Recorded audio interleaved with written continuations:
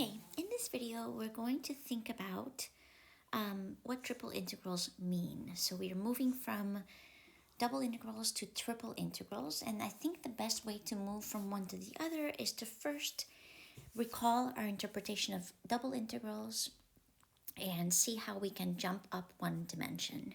So we're going to start with a double integral over a region R of f of xy dA. So you might recall that this double integral gives us the volume between our function and over the region. So the volume of our function over the region R. And over region R.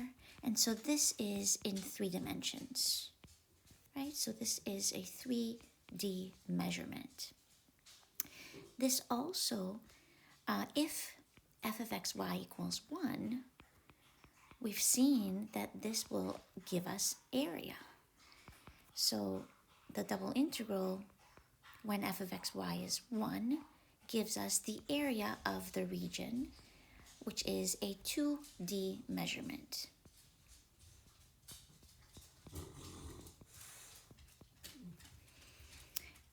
And third, we talked about the idea that if our function f is a density function,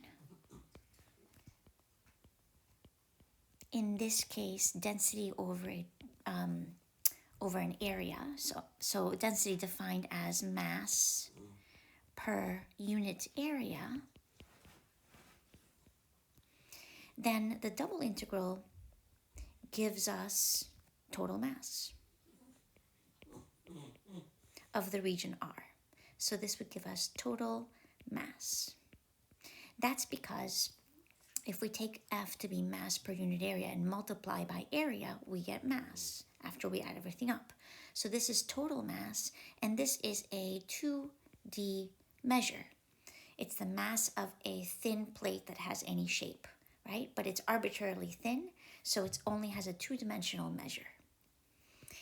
Now, let's try and see if we can think about a triple integral and what these 3 interpretations might mean when we're thinking about a triple integral.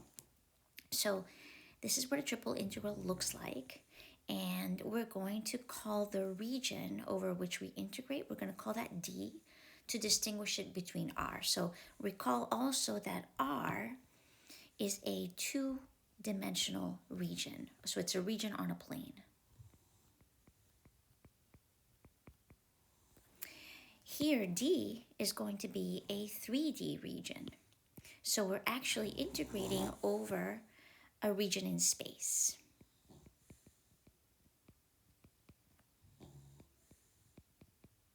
Okay, now, first thing, well, we've jumped up a dimension. This is going to be f of xyz dv. So the first thing to think about, well, this can no longer be volume because we're thinking of a measure of a function that is in R4. So that's called a hypersurface. And we will still call this volume or hypervolume, whatever you want to call it. It's some measure of a function that is in R4. So we cannot imagine what this might look like. So this function in R4, we can call it a hypersurface, and this gives us some measure of this hypersurface over the region D in R3. So this measure is in 4D. Now, if the value of the function is equal to 1, then we go down a dimension, and the triple integral will be volume of D.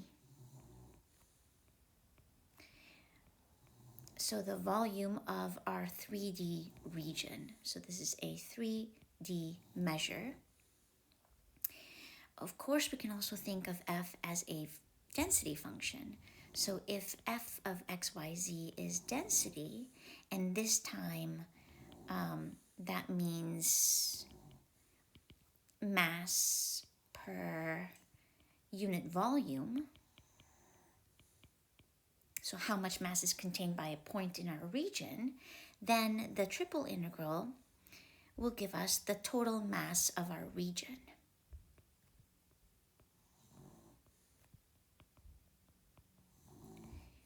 And so probably the most practical interpretations for us, the total mass of our region, this means this is also in 3 dimensions.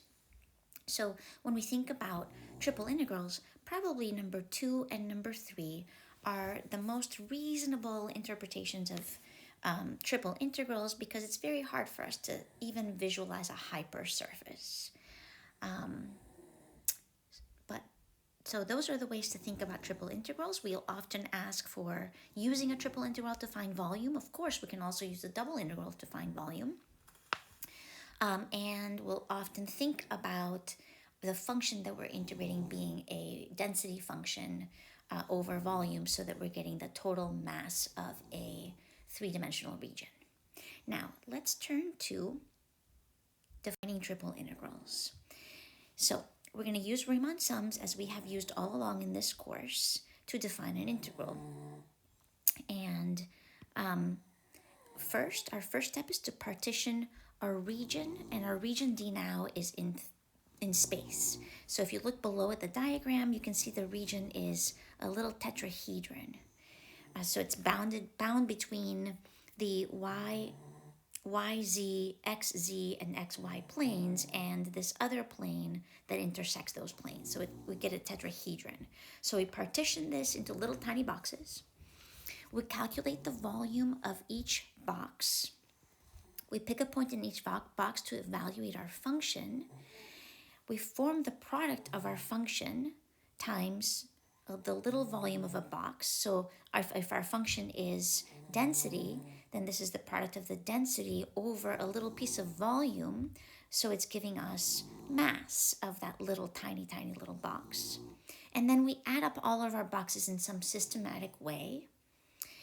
And then, as we do with all the integrals, if our function is continuous and we take the limit as the change in this volume of the boxes gets arbitrarily small, then we're going to get the triple integral defined over the region, which again can be interpreted as one of 3 things.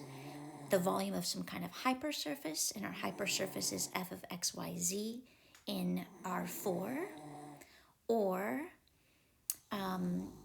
if f of xyz is equal to 1, then this is just the volume of region D in R3.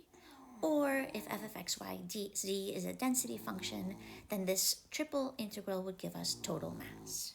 So I went quickly through this Riemann sum approach because we've done this before several times, but I did want to define the triple integral as a Riemann sum.